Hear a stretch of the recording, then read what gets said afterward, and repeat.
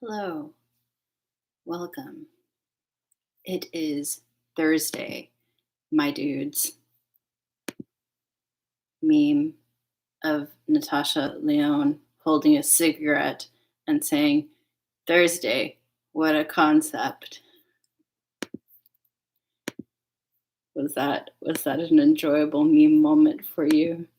Did you enjoy my impression of that specific meme? I hope so. Okay, I tweeted the link, and now I shall put the link into the DMs. And now my friends shall join me. I do love my friends. I do love them very much. And I cannot wait to spend some more time with them and catch up and talk about our days and enjoy some Ascendance of a Bookworm together. Hello, Laws. Hello and welcome. Welcome on this fine Thursday, the 1st of July, Shigatsu Tsuitachi, as they say in Japanese. El primer de julio, as they say in Spanish. Those are the two languages that I know the best, so I'm just going to stop there. And whole new month. It's somehow July 2021. Where did all of the time go? I just don't know. Every day I feel a little old. Hello, Huli. Hello. Thank you. I'm glad that you appreciated my own personal rendition of that song. Yes, we have a Laws bear. We have a hole.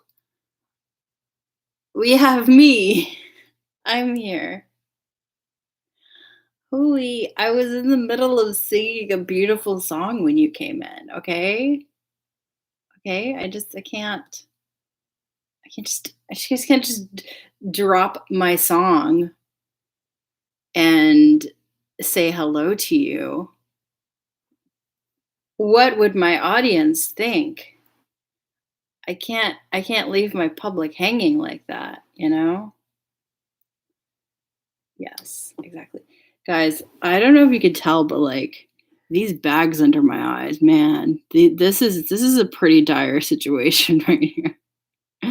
Rhys needs some sleep. Song is important. Yes, Laws is my public. These are my holes.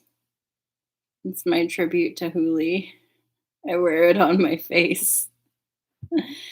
Hey, Ebony, welcome. Yeah, that's me. I sleepy Rhysy. Sleepy Rhysy. Today was like one long blur. I had a 2-hour meeting this morning from 9 a.m. to 11 a.m. My lunch is from 11:30 to 12:30. Then I had a new student orientation from 2 p.m. to 4 p.m. And sometimes it runs long, which it did today. It ended up going to 4:30, which is the end of my workday. So imagine I was in a meeting from 9 a.m. to 11 a.m. I had lunch from 11:30 to 12:30. And then I had orientation from 2 to 4:30. Between 12:30 and 2, I was preparing for the orientation because my boss did not send me the list of students until late this morning. So I didn't have time to work on it yesterday. I didn't have a chance to work on it yesterday. Yes, lunch was Matt time. I listened to Matt during lunch. And yesterday, I had 2 separate students email me late in the day and be like, I need to talk to you about my plan, like, immediately. Do you have time tomorrow? And so I emailed both of the students yesterday and was like, tomorrow, which was today, I can schedule time to talk to you either between 8 a.m. and 9 a.m. or between 11 a.m. and 11:30 a.m. Pick a time slot. And I was really lucky that they picked different time slots from one another. So I got to work at 8, immediately got on a Zoom call with one of the students who like was freaking out because he completely changed what college he wants to transfer to and what major he wants to transfer to. So he had to fully like redo his plan of classes. So I was on Zoom with him from like 8 to 8:45. Then I had like 15 minutes to like run to the bathroom, grab some water, and then I had to be back for another Zoom meeting with the committee that I'm on. Um, and that was the meeting that I was in from 9 a.m. to 11 a.m. A 2-hour Zoom meeting, guys. A 2-hour Zoom meeting. But the fun thing about that meeting is everybody kept asking for my opinion. Like everybody else on this committee is like a dean of one of the campuses or like a director of something, like director of financial aid for the entire college or director of marketing for the entire college or like the registrar. And then there's me, who is like an academic advisor at one of the campuses. But they kept asking for my opinion on everything because I'm the only one who is in a position where I actually work directly with students. So they kept being like, so, like on the back end of this process, this is what happens when we're, looking at a transcript. But like, Sarah, what do you hear from the students? Because I go by my legal name at work. Um, so that was fun. I felt like I'm speaking for a lot of different people. A lot of people. Anyway, so I had that meeting. The meeting ran all the way till like right till 11, which was the time that the other student wanted me to call her. So it's like I got out of the meeting, ran to the bathroom, and came back to my office. And I called the other student, and she was freaking out because the program that she'd been planning to transfer to, she thought it had been discontinued because she couldn't find it on the college's website anymore. So she was like, my entire program was discontinued. What do I do now? I can't transfer there anymore. We have to completely remake my plan. And like, I'd already tried sending her the link for the program, but apparently she didn't get it. So I called her and was like, hey, here's the link. And she was like, it's still there? And I was like, yeah, it hasn't been discontinued. It's still there. And she was like, oh, thank God. So I was on the phone with her till like 11:25, and then I went to lunch and listened to Matt, and then I got back and I planned for orientation, and then I did orientation, and my orientation got finished with like 5 minutes before the end of the day, and then I used the bathroom again, and then it was time for me to leave and come here. And now you all got to listen to me rant because like I did not have a free moment today to like process what happened to me. Sorry, I missed like all your messages and stuff. I hope everyone appreciate you holding the university together. Literally, it's just me. What do you need to say in 2 hours you can't say in one? Well, because this is an enrollment management committee, and the idea is that we're trying to overhaul our entire enrollment process. And so we like 2 weeks ago we broke into subcommittees to each review like one chunk of the enrollment process, and we each created a process map of our chunk. So today's 2-hour meeting was the first 3 subcommittees presenting their process maps, and then each of us just kind of discussing whether they're like the map and whether like there's a part of the process we felt was missing, and some preliminary ideas about like ways the processes could be improved, and et cetera, et cetera. So it really was like enough material to fill the full 2 hours. It wasn't just people just sitting there like rambling for 2 hours. They should pay you more for opinions. Agreed, Laws. Aww, Huli, I wish you could make me dinner too, because I also hate cooking. I take care of Rhys. I take care. I take care of Rhys. I'm the voice of the people. Only highly illegal gay man. That's me. I am highly illegal gay man.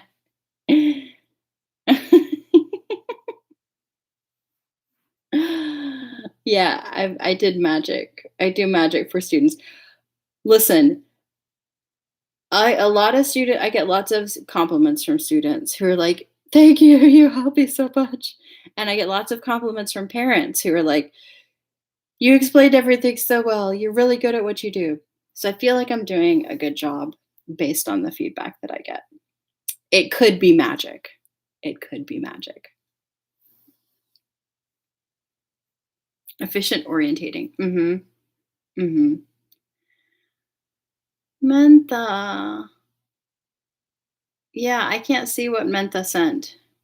Maybe you got censored. Mentha send again. Oh, thank you, Mentha. I'm so glad that Mentha is participating in our session today. Mentha is an important part of this group. Oh, I see. Now she's saying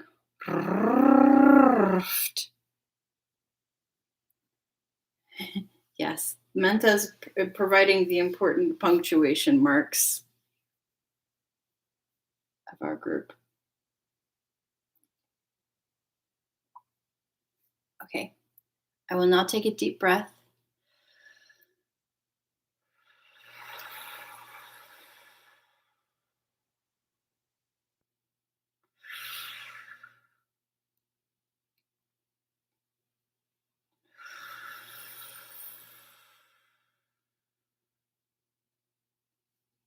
Okay. Let's have some mind time.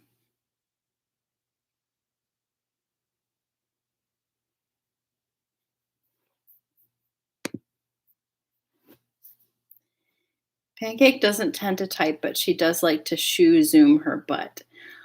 Oh, she so show zoom the butt. Listen, when you get the cat butt, that's how you know that the cat like you. When the cat like you, cat show butt, you get cat butt in face. Here, cat butt. Mind time. So, during yesterday's exciting reading, we got the conclusion of the Ditter match. It was our very first Ditter match that we've ever seen after having heard about Ditter at various points throughout the story. So we finally got to see real live Ditter and what it's like. Excuse me. You absolutely love the Ditter. It's so fun, isn't it? It's fun and exciting. And of course, we got the conclusion of the game, which was that Fest won. But as Mine pointed out to everyone at the end, they didn't win because they were better. They won because Mine is a good strategist who had access to notes about Ferdinand's strategies, who is an even better Ditter strategist. And because the Dunkelfelger students are inexperienced with this particular form of Ditter. But otherwise, Dunkelfelger were like overwhelmingly better at everything than Ehrenfest. So Mine was like, Ehrenfest Apprentice Nights, you got some things to reflect on. I will be asking the head of the Knight's Order to train you better. They won because 10-year-old girl is better than big Archduke candidate from Second Duchy. True, very true. Though you have to also remember that mine may look like a baby, but on the inside, she does have like the experience and reasoning abilities of an adult. And big Archduke candidate from Second Duchy is an actual 13-year-old. Like, he may theoretically be older than she is, but he's not. Apprentice Knight said, what? Yeah. They said, what? We know that, but not everyone else. Yes. Yes. We'll have to see how Lord Lestidout feels about mine in the future. It seems that he was not particularly happy about being beaten by mine's strategies. And then after the end of it, Anastasius showed up and was like, who won? Ehrenfest won. Great. Mine, I need to see you in my quarters tomorrow. Be there. And mine was like, okay, cool. I got summoned by the prince. And then she went back to the dorm and got yelled at by Wilfried. And then Richarda mysteriously disappeared. That could be something. And then the next day, in the morning, she went to Anastasius's quarters. He had summoned both her and Professor Solange to discuss what in the heck is going on with Schwarzenweiss. And we are now in the middle of that conversation. His big, dumb ego doesn't know. Huli, you're starting to like him? Starting to like who? Sorry, I didn't see at which point you commented that, so I don't know which him you mean. And if you remember, we unfortunately ended on a very sad note, which was mine discovering that the previous librarians, who were Schwarzenweiss's previous masters, were executed in the Purge, and that's why they're no longer around. Anastasius. Yeah, I mean, he doesn't really have very good people skills, but he isn't necessarily a bad person. Like, he definitely didn't treat mine and Ehrenfest unfairly in this dispute with Dunkelfelger, even though Dunkelfelger is ranked way higher. And, you know, he probably would have good reason to favor Dunkelfelger. Laz still does not like him. That's perfectly valid. He's not like super likable or anything.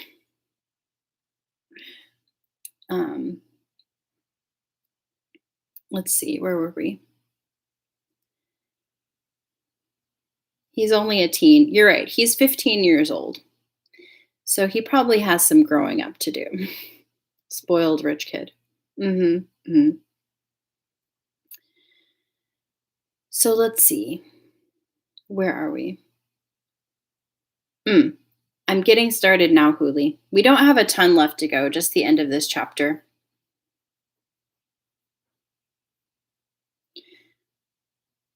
I pressed my lips together into a flat line. Solange nodded. We are unlikely to receive any replacement librarians for quite some time, which leaves us with only your goodwill to keep Schwarzenweiss active for the moment, Lady Rosamine. But Schwarzenweiss are heirlooms of royalty. Is that not enough reason to secure help? I asked. They must be valuable and culturally important. Anastasius raised his chin, turning his head slightly to one side. More magic tools were shut down after the Civil War than I can count. The Royal Academy's library is not the only place suffering as a result, and there are more essential tools out there that take priority. I could guess the number of magic tools that had stopped working was roughly equivalent to how many nobles had been executed. The Civil War had taken place a long time ago, far from Ehrenfest, and yet even I could feel its repercussions.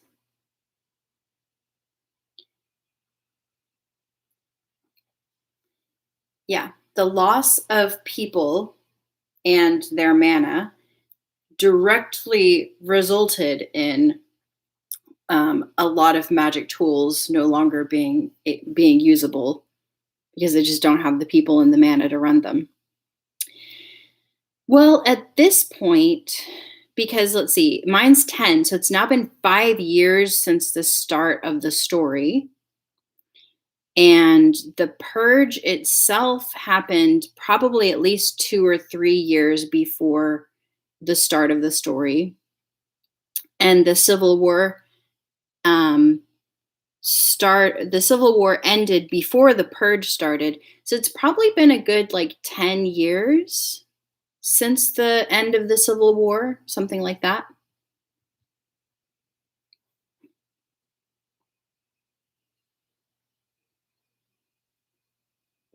Good thing mine's compression method is probably able to duplicate mana capacity if started young. You're very correct, Huli. Which, if you remember, in that chapter I reread to you guys, uh, like Sylvester, Ferdinand, and Karstedt were like very, very keen to start spreading mine's mana compression method immediately because they want mana so bad. So the gods did bring in mine to compensate. Perhaps, Ebony, that's certainly a possibility.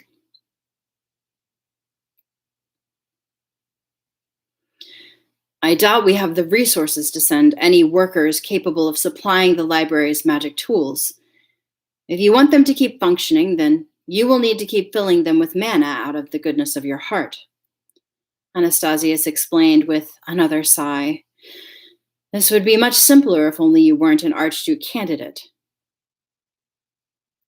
Had I not been an Archduke candidate, I would have become an apprentice scholar in my 3rd year and then moved to the sovereignty as an apprentice librarian, settling this matter entirely. But Archduke candidates all played crucial roles in their own duchies.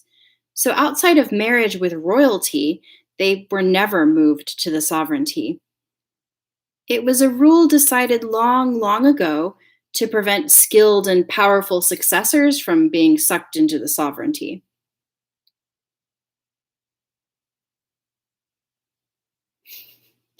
Laws, you're saying you feel foreshadowing? I can't imagine about what. Since you are an Archduke candidate, we cannot entrust them to you in full, Anastasius elaborated.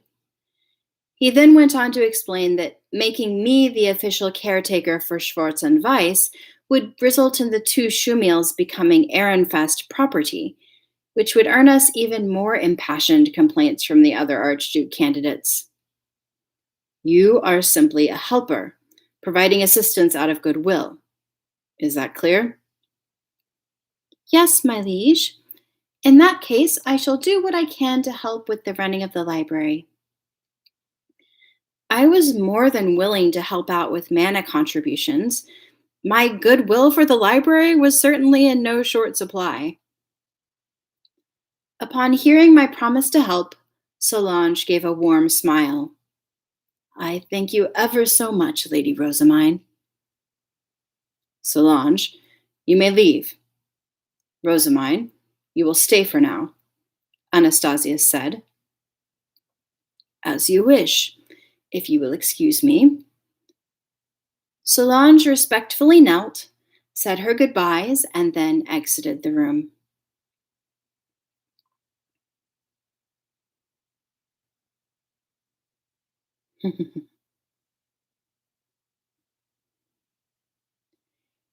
What is this about?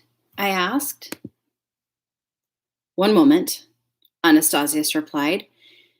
He fell silent, searching for words while I drank tea and ate sweets. His princely visage from before was nowhere to be seen. He now gave off the impression of an everyday man thinking about the woman he liked. To be honest, I didn't want to talk to Anastasius about romance. I'd already infuriated him during the tea party with the professors. I certainly didn't want to mess up again. Without Eglantine here to restrain him, one wrong move could spell the end of me. And yes, this is definitely going to be about Lady Eglantine. Just let me go already. My perhaps traitorous thoughts were interrupted by Anastasius hesitantly beginning to speak. Rosamine, I expect Eglantine to invite you to a tea party. Eglantine was a beauty who could only be described as the goddess of light reborn. She had a gentle demeanor, was pleasant to talk to, and possessed serious talent for whirling. Attending a tea party with her sounded positively delightful, especially considering that she was an Archduke candidate for Klassenburg, considering that it was a greater duchy with more influence than Arensbach. An association with her would massively benefit Ehrenfest, and none of my guardians would complain about us bonding. I definitely needed something to smooth over the lectures that were no doubt on the way for all the incidents I'd already caused. A tea party with Lady Eglantine would be lovely. Right. And so, could you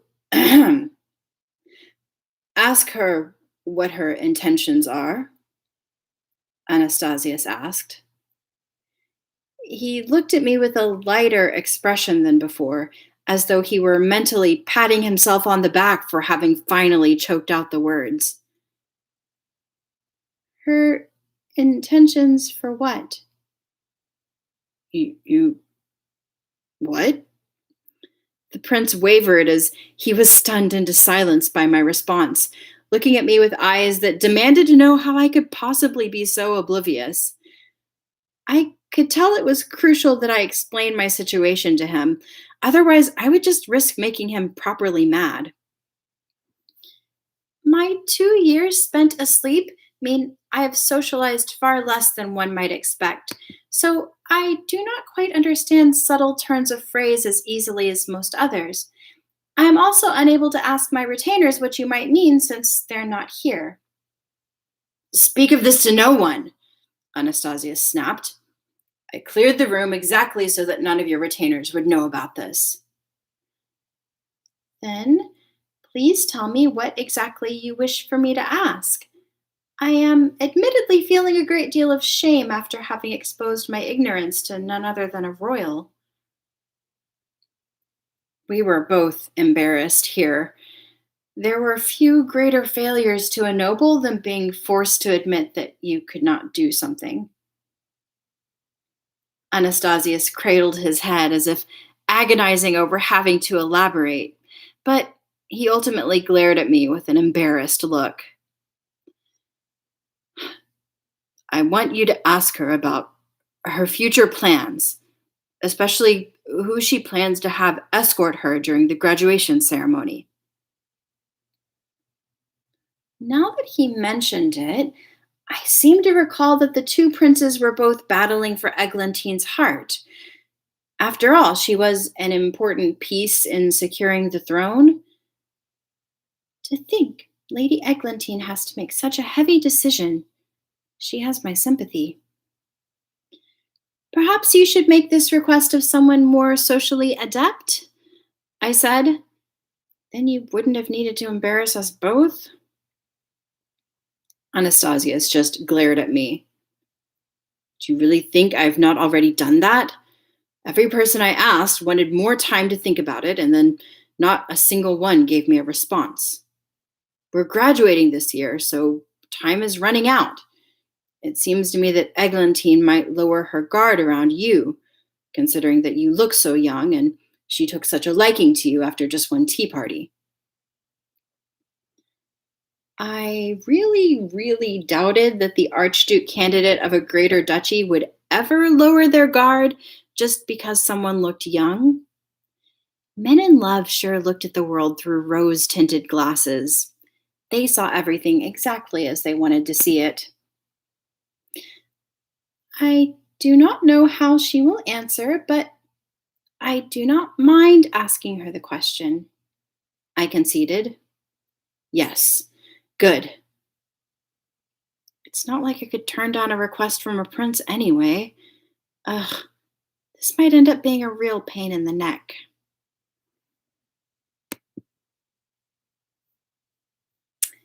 And that is the end. He wants her to be his wingman. Yeah, kind of. Yeah, but basically, what is Ferdinand going to think about this? Yeah. What are the people back in Ehrenfest going to think about this? Hmm. So, guys, thoughts, prayers,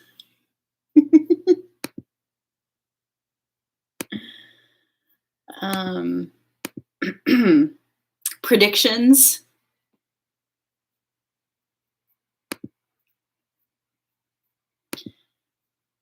I know Laws's um, foreshadowing senses were tingling there a little bit.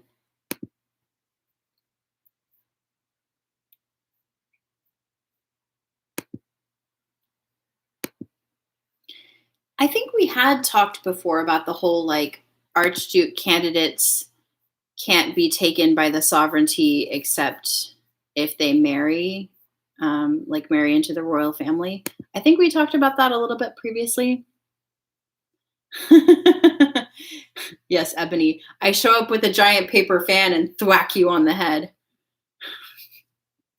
Hooley says, I think Ferdinand should have put much more time into socializing and a lot less into studying for lessons.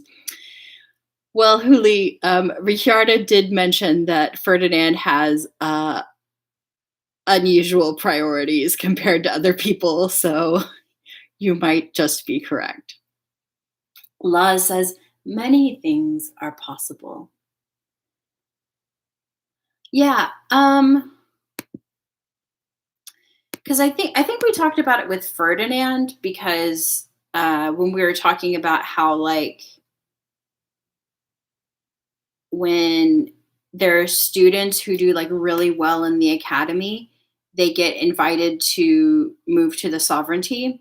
So, for example, like Hirshur is originally from Ehrenfest, but she was extremely good at being a scholar.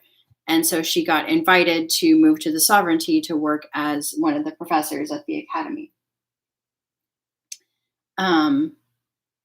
Same thing with like knights, you know, if they're a really powerful knight, then they can be they can move to the sovereignty and work in the sovereignty's knights order. But despite how amazing and incredible Ferdinand was at everything when he was at the academy, he didn't get invited to move to the sovereignty because he was an archduke candidate, and that is against the law. And the only way he could have moved to the sovereignty is if like the royal family had wanted him to marry into their family. Oh, and yeah. Sorry. I remember why specifically we talked about it with Ferdinand. It's because we were talking about the blue priests and how like the sovereignty took everybody from the temple who had like even a modest amount of mana and only left behind the people with just like negligible amounts of mana. So we were discussing like why Ferdinand wasn't taken to the sovereignty at that point, even though he clearly has more mana than anybody else in the temple. And the reason is because he's an archduke candidate, so they aren't allowed to take him.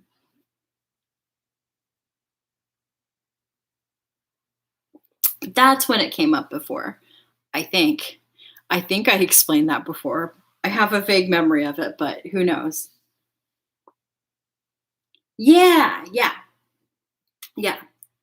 Well, if I didn't tell you guys before, now you know. the reason that Ferdinand was not taken to the sovereignties, to the head temple in the sovereignty when all of the other blue priests were taken from Ehrenfest is because he's an archduke candidate. There we go. And then, of course, good old Prince Anastasius is like, mine. You stay behind. I have a very important matter to discuss with you. Can you ask Eglantine if she likes me? That's basically what that conversation was. I mean, I guess like in his position, it's like slightly more momentous than just like, does she like me or not? Since it could affect whether or not he's in line to become the next king of the country. But still, that's pretty much what he asked, what he asked mine to do. It's like, you find out if she likes me. Would she want to go to prom with me? But yeah. So that's it. That's all there is for today. I think Huli has to leave us soon, sadly. We're losing our Huli. Gonna lose our whole. He needs to do a ye olde promposal. Lady Eglantine, will you go to graduation with me? Except in this society, the promposal is like an actual proposal of marriage, because if you escort someone at the graduation ceremony, everybody just assumes that the two of you are getting married. So that's really what he's asking. He wants to know if Eglantine plans to marry him or not. Because you're getting ready. Wakatta. Gambare Huri. Gambare.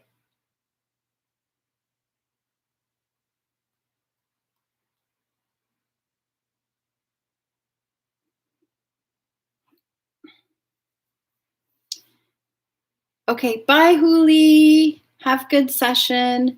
Take care. I'll see you tomorrow. Love you guys. Or love you specifically, Huli. I love Laws and Ebony as well, but I can keep talking to them.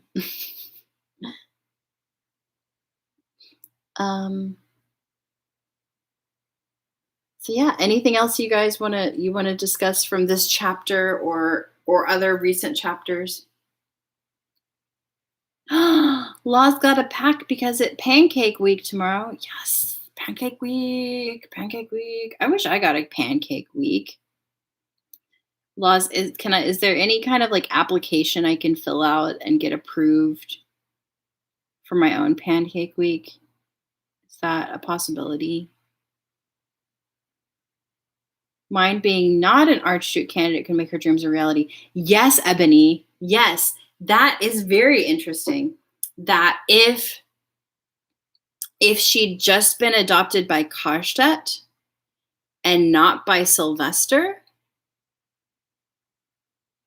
she would now just be on track to become a Royal Academy librarian, just like she dreamed of. So it's the fact that Sylvester adopted her and made her an Archduke candidate that means that she can now not become a librarian at the Royal Academy. Oh, Ebony thinking of spoilers. If you can be in Cambridgeshire when my sibling is away, there's a good chance of Pancake. Yes. Okay. I'm going to quit my job. Get a ticket to the UK. And I'll just hang around Cambridgeshire in hopes that eventually your sibling will leave. And then Pancake Week. then I'll do the pancake week, right? That's how that works. That work? Yes. Law says yes. Says yes. I'm in there. It's a plan. Good plan. Yes, very good plan. Ebony says, but that was the gamble that Sylvester made because that secured her from not being taken by sovereignty. Unless, unless she marries into the royal family. Yes, Ebony. Sylvester adopted her in large part to make sure that she stayed in Ehrenfest. And it's working as intended. Laws make angry face. Well, we can't entirely be angry about that because mine doesn't. Oh, foreshadowing the royal marriage, you are suspicious. Well, Laws, I mean, this is Ascendance of a bookworm. She's got to ascend somehow, right? Got to climb that social ladder.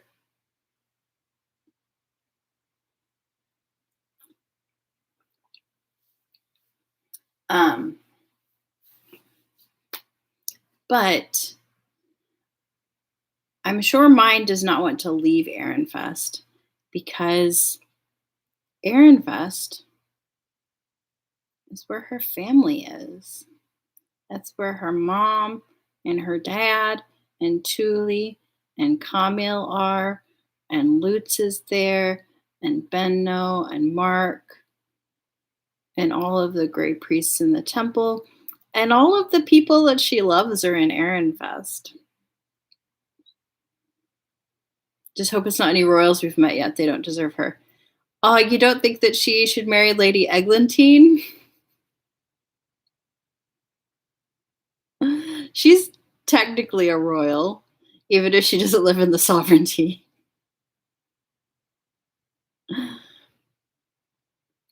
Laws, just so I can feel something, what do you think the overall ideal ending would be?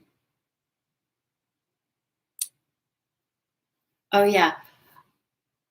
I can't remember if Huli's definitely DM'd me a lot of like theories about what could happen in the future. I don't react to them. I just say, So Laws, if you have any theories, like feel free to DM Ebony or me. I'm sure we'll be very happy to hear your thoughts. I think she could, but it does not seem likely. Yeah. The society's too heteronormative. Come on, guys, get gayer. Things will be more fun, I promise. Mine gets her, that means she'll be king. Mine marry Lady Eglantine and become the next king. Boom. That is the ideal ending. Mine library goddess. Ah, I see. I see what you're saying, Laws. I got it.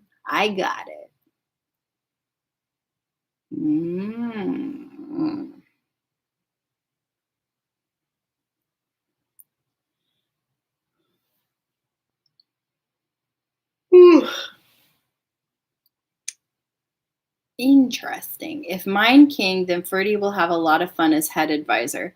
Yes, he could be like her prime minister. See, mine could just be like the figurehead, and then Ferdinand could be the prime minister who does all of the actual like running of the government. Many experiments and knowledge. True, it's very true. He does seem to know a lot of stuff. And he does do a lot of experiments.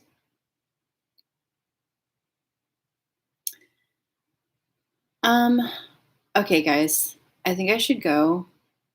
Like Bossing say, yeah. Except, a little bit less scary. Mine is like, there's a war? I was reading a book. And Ferdinand's like, no need to trouble yourself, my liege. You continue with your book.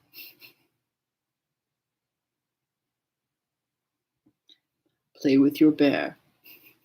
Or I guess in this case it would be shoe meals. You just keep throwing a party for your shoe meals.